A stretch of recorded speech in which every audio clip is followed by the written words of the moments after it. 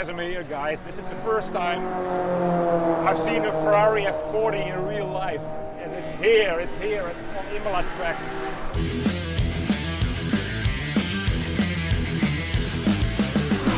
Race fan Rob.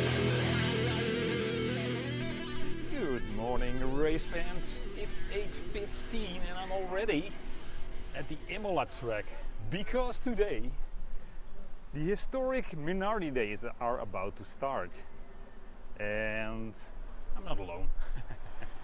It's the 8th time this celebration of the brand Minardi, the former Formula 1 team, is about to happen, and it's 2 days. So now it's Saturday, tomorrow Sunday. 2 days of gorgeous racing, Formula 1, Formula 2, Formula 3, all kind of formulas I don't even know about.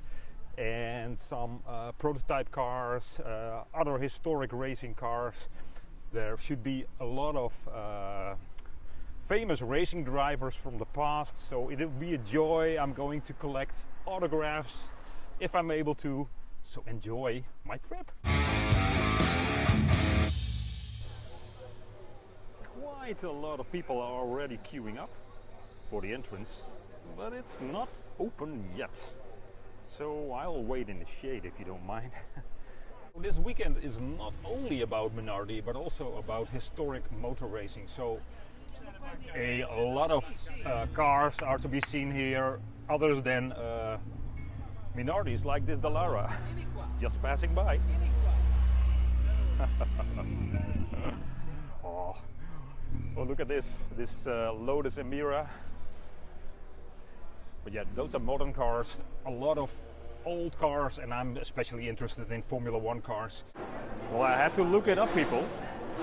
Well, we're hearing a loud engine, but this is a BMS Scuderia Italia, and it's a Dallara 190, driven by Andrea Di Cesaris. Look how small the steering wheel is, how small this place is. So tight. The wishbones. Look at this metal struts to keep the front wing straight. And this must be the Alfa Romeo 185T.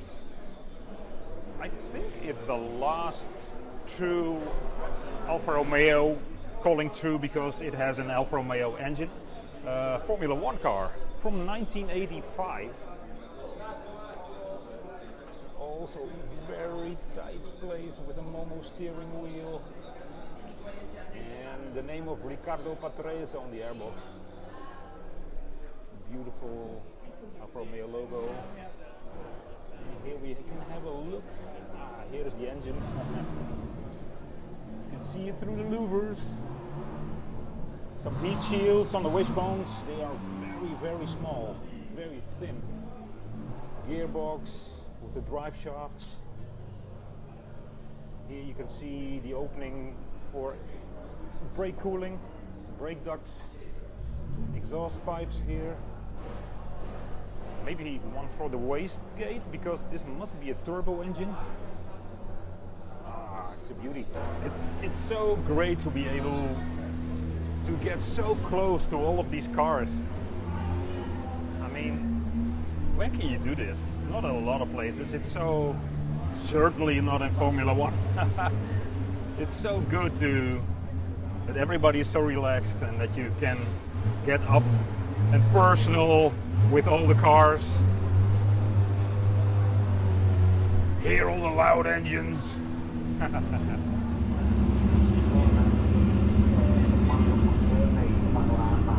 Is this a Ferrari? It's not a 296, I believe. I'm not very good at all the new types. Is it an F8 Tributo? Tell me in the comments, people. I'm pretty confident it's a 296 GTB because of this this inlet and those hips on the rear wheels. And I happen to know that even Max Verstappen has his racing team with a 296. They are the new race cars after the 458, 488, and now the 296.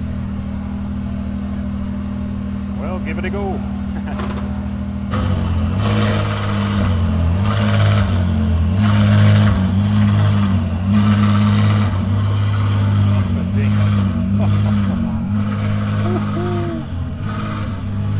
What a beast. Oh, they are here again. The goosebumps. Oh, I love this. The engine bay is completely open. The cover is not on it. Wow. I never thought those new Ferraris with the turbo engines could touch me, could give me goosebumps, but they can. Oh, they're so amazing, so impressive.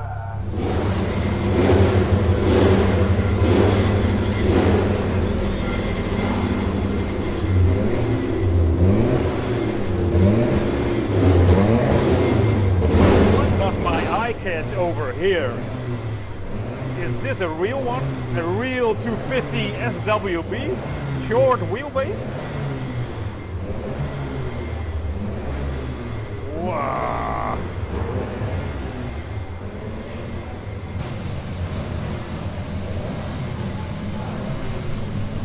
I don't know if it's a real one. If it's a real one, it's very expensive.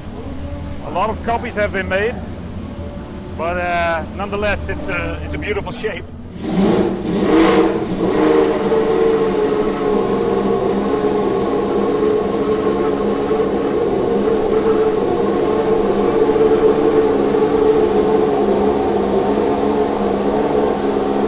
Yeah, we have a lot of cars here. Yeah. And this one is very particular because it's a 1992 Ferrari, which is a very unsuccessful car, but very pretty. Unsuccessful because of the very particular twin floor, which didn't function at all. When we walk here, we have a 93 Lotus, which is one of the last Lotus Formula 1 cars built. The team went bust in 1994. Very pretty car as well, almost of the same era, Ford engine in it. And next to it is the Minardi pt.1, which means it was used in both 2001 and 2002. Very pretty car as well. Fernando Alonso's first Formula 1 car. Yeah, that's very special, right? This is the Lotus 107B. And I just love this engine. Such a good looking, pretty engine. With the oil cooler for the gearbox. The whole suspension setup. Fixed to the gearbox. This is the Johnny Herbert one. There you go. All the electronics here. Radiator. And your narrow seating.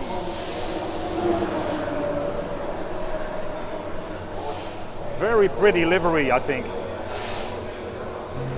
So I've just been explained, this is the Minardi ps.1 with a European V10, screaming V10 in the back.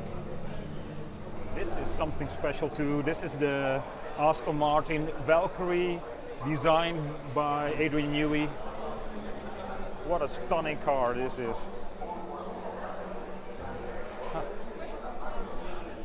It uses Formula 1 technology. You can even see it's got great big tunnels. And the tub is really, really small. So this is where your legs go. It even houses two people.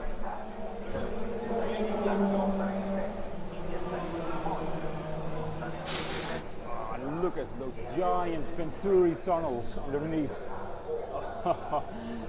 This must stick to the tarmac like glue, like chewing gum. Well, at first sight, I thought this was the McLaren MP44, but it isn't, because it doesn't have the Honda engine, and it looks slightly different. But you can see some features that look really similar to the MP44, in which Senna won his first World Championship in 1988. But this must be the MP43, I think. It's so cool to see the Hercules brand here. because McLaren were the first Formula One team that used carbon fiber. They used it for the first time in 1981, and at that time they had this carbon fiber monocoque made by Hercules in the United States. They didn't do it themselves, they didn't have the autoclave and all that stuff, not the knowledge. This is all different now. Every team makes the carbon fiber themselves. But at that time it wasn't the case, and carbon fiber really was a big discovery. It was used in aerospace, and but it's so strong and also light. So it was proved in an accident that John Watson had in a McLaren, I think in 1981 too, at the Monza track, where he had a really heavy crash, which with a normal aluminum chassis, he wouldn't have made it probably, and with the carbon fiber tub he did. He survived it, so very great to see this car here. It's Mr. Ricardo Patrese signing autographs. I already had mine. This is so great here, everybody's so approachable, everybody's so passionate. So good to see this.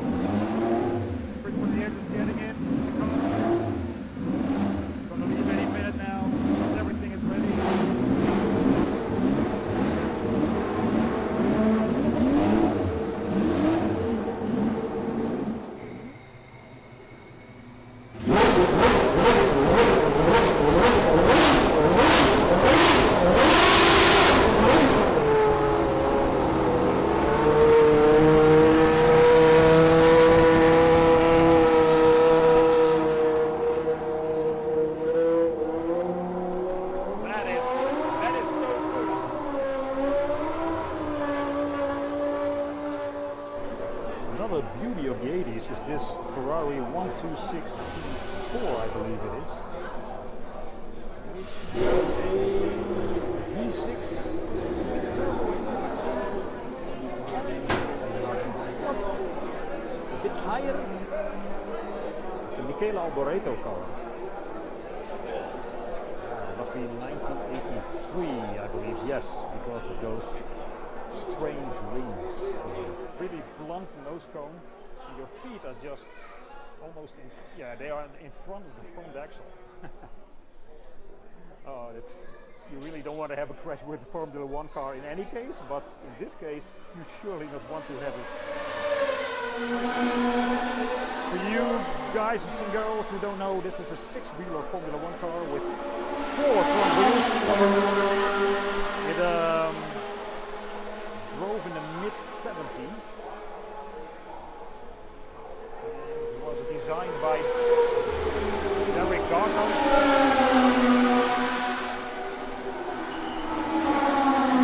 And driven by at least Depailler. Of course, Ronnie Peterson. Now this must be the Minardi M189. I love this car, I love its livery, I love the colors. I always thought this was black, but it isn't. It's dark blue, night blue. And it belonged to Mr. Pierluigi Martini.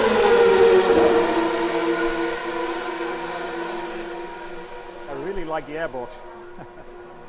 This. Oh, people! The Ferrari 296 GTB. The sound. Here's a Dallara. I don't know which type.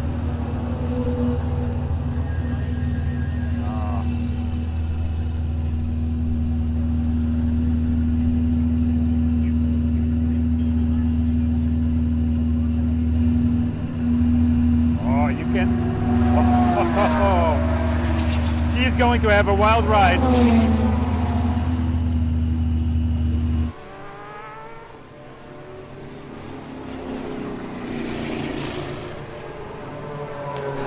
There it goes. Look at it.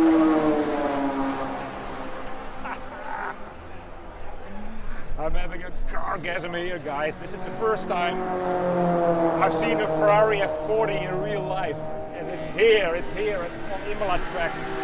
Ah! Goosebumps again. Yeah.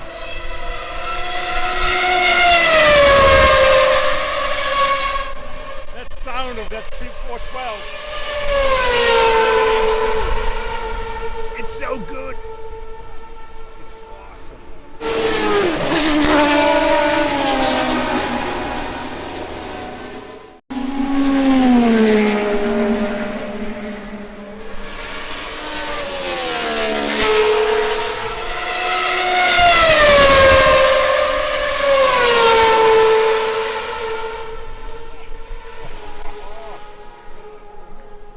Cargasm.